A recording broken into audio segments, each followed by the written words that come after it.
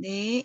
네, 이번 이제 대선에서 제가 이제 발제하기로 한 건 대선 평가에서 체제 전환에 대한 의제 부분인데, 체제 전환이라고 하면 공약 부분에 나와 있는 것 중에서 크게 경제 부분과 정치 부분으로 나눌 수 있고, 결국은 체제를 전환한다는 것은 우리가 이제 공약 부분에 보면 대체로 이제 경제적인 부분에 대다수를 차지하는데, 결국 그런 경제적인 공약을 실현하기 위해서는 음, 정치 체제를 먼저 바꿔야 되는 그런 그뭐 순서상 그렇게 되는 것 같고요. 그래서 지금 목소리를 좀 크게 해달라고 하시는데요. 아, 아, 아, 목소리를 크게 해달라고 하시는데요. 파일 화면 공유하고 파일 공유도 좀 해주세요.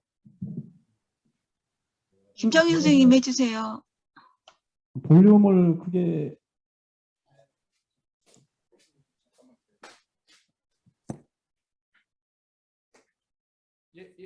얘기해보세요. 여보세요? 좀 크게 들리시나요? 네네. 예. 그래서 요새 대표는 좀 찍어주시는 게 급해서 그래서 주 같이 대상한 정치 체제 전환 부분이고요. 오히려 안 네. 좋은데요? 잘 안 하울링이 들려요. 들리는데 하울링. 조금 줄이시고 그냥 아까처럼 하시는 게 나을 것 같아요. 예, 잠깐만 있어보세요.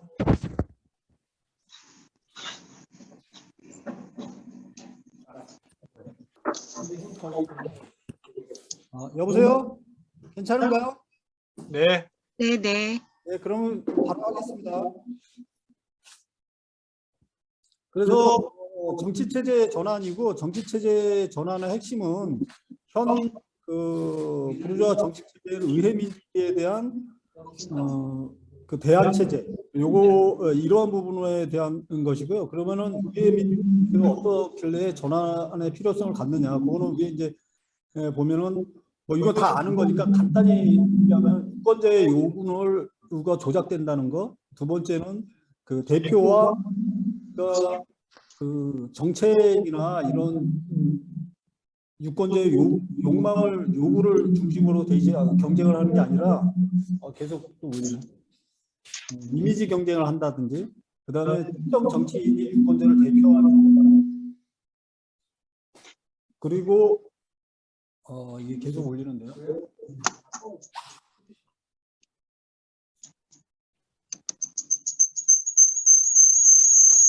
여보세요.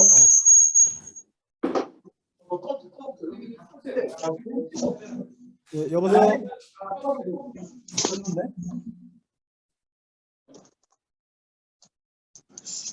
여보세요.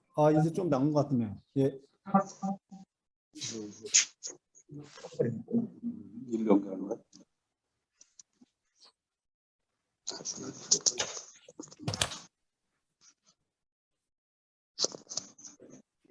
여보세요? 여보세요? 들리시나요?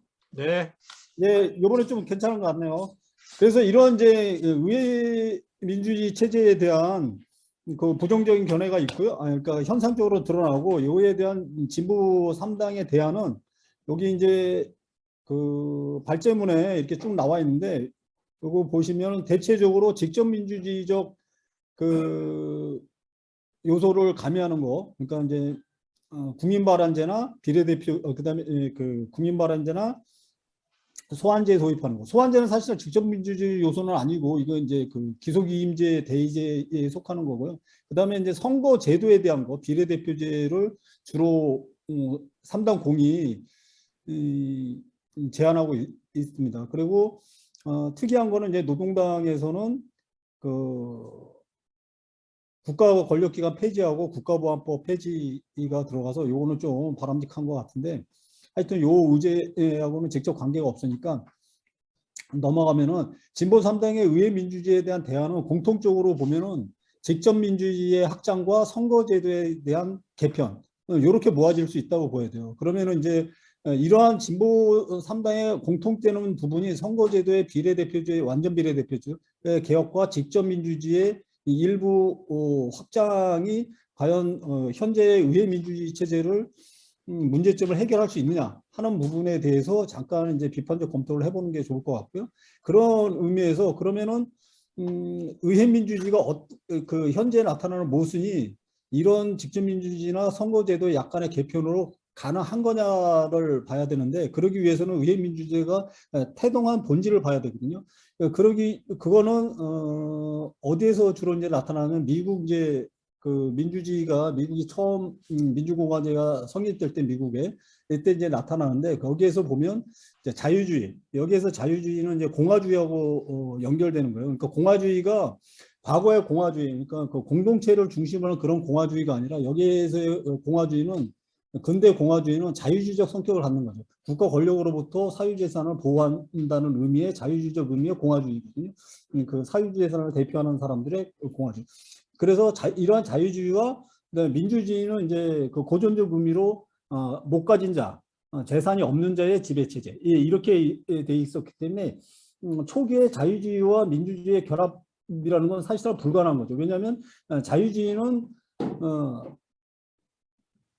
탁월성의 원칙에 기초하고 있고, 그러니까 뛰어난 사람을 대표해서 선출하는 거고, 민주주의는 모두가 동일성에 기초해서 나가는 거기 때문에 탁월성과 동일성이 기반하는 것은 같이 결합할 수 없는 거거든요. 근데 이것이 미국에서 결합돼서 자유민주주의 체제가 형성되는데, 미국에서 초기의 상황이 독립운동을 수행하면서 유럽적 정통의 왕정으로부터 벗어났는데, 그래서 공화제를 수립할 수 있는 조건이 되는데, 그 조건의 기반이 독립운동을 했던 사람들의 힘을 가지고 있었던 거예요. 무력을. 독립군들이죠.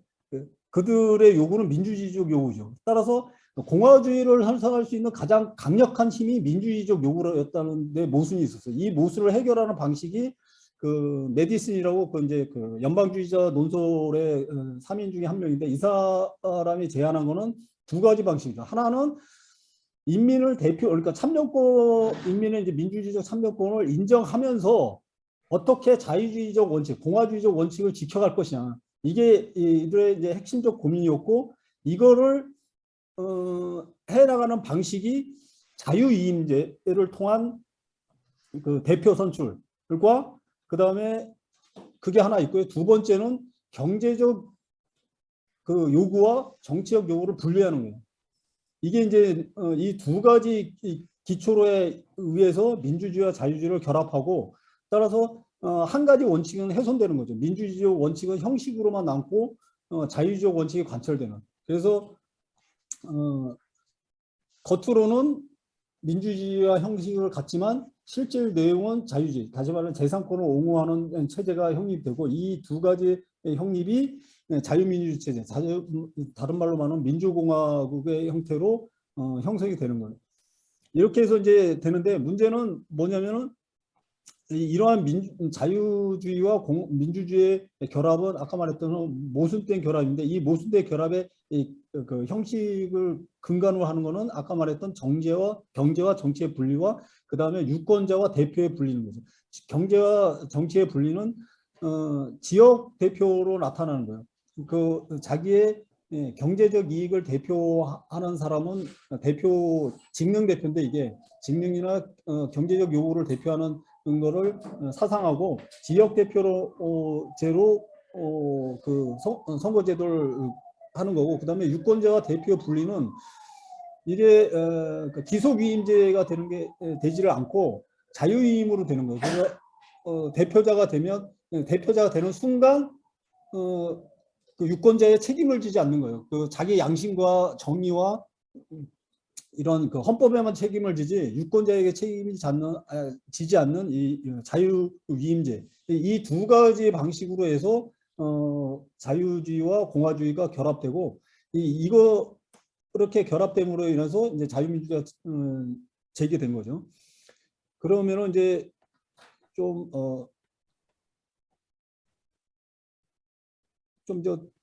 더 들어가 볼게요. 여기에 보면은, 그래서 이제 그러면 현재 의회 민주주의의 핵심은 바로 여기에 이러한 두 가지 문제점이 있는데, 이거를 현재 대안으로 제시하는 직접 민주주의 체제의 도입이나 선거를 비례대표제로 하면 과연 해결할 수 있느냐 하는 문제가 제기되는 거예요.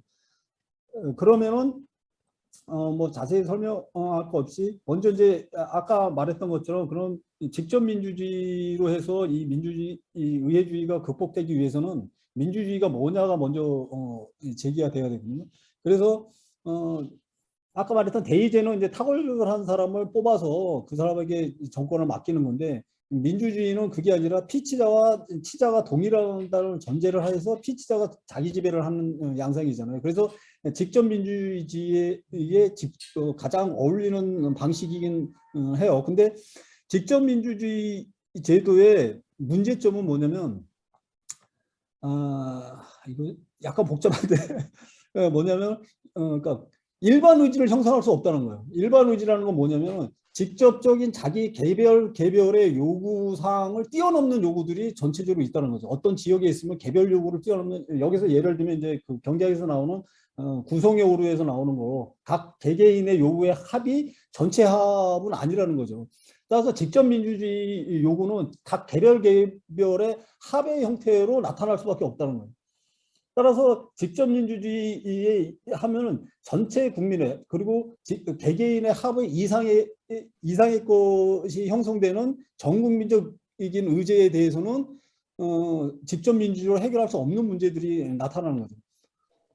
따라서 직접 민주주의 자체가 그런 한계가 있고, 그 다음에 또 두 번째는 아무리 경제와 그 정치가 분리된 상태에서 그 다음에 그 상태, 그 다음에 대표와 유권자가 분리된 상태에서, 소환제가 없는 이 상태에서 직접 민주주의를 도입하는 이거는 그 과거에 우리가 많이 봤던 그 독재 정권을 옹호하는 직접 국민투표 형태로 악용되든지, 아니면 그리스가 아니라 스위스 현재 체제, 그 직접 민주주의 체제에서 나타나는 그 병폐들이 있거든요. 그러니까 그건 뭐냐면 유권자가 35세, 옛날에는 그 과거에는 35세 이상이었는데 그 유권자 그 투표권이, 이게 70년대나 가야 이제 그 해소가 되는 거예요. 그다음에 여성 참정권도 모든 전 세계 그 민주주의 국가가 이미 20세기 초반에 해결이 되는데, 스위스의 일부 주는 70년대 이후에나 그 여성 참정권이 인정이 되는 거죠.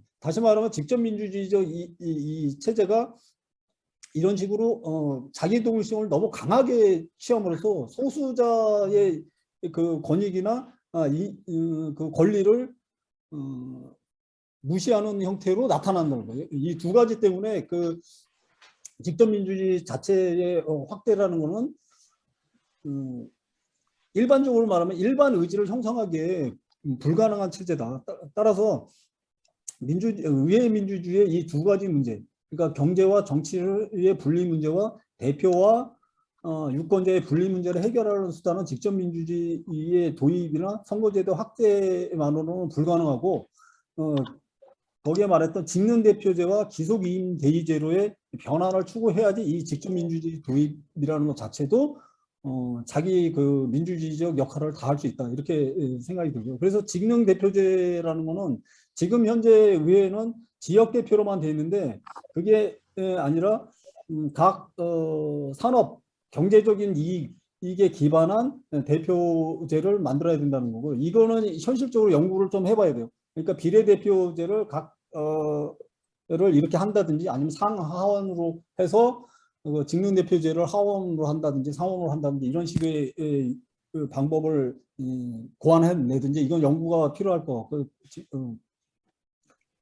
그 다음에 이제 두 번째로는 그 기소기임제가 돼야 돼요. 그러니까는 지금 현재 보통 말하는 이제 소환제 형태인데, 지금 현재는 되게 형식적으로만 돼 있거든요. 그래서 이거를 실제적으로 소환제를 해야 되고, 세 번째 대안은 뭐냐면, 이렇게 그러니까 기소기임제와 그 다음에 직능대표제에 모인 의회가 직접적으로 사법과 행정을 직접 통제하는 방식으로 가야 된다.